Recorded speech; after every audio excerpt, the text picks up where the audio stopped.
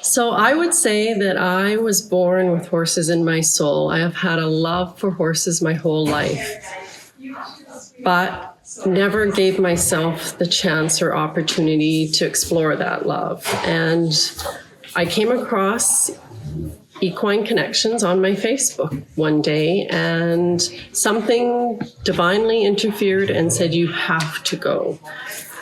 And this, without a doubt, has been the best weekend I can remember in a very long time.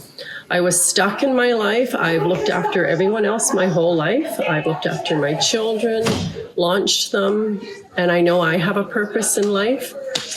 And I came with doubt this weekend, and the horses have offered me such a gift that I now know where I'm headed and that it's the right direction. And I can't wait because I'm so happy and so grateful to be alive and can't wait for my next chapter. It's going to be great.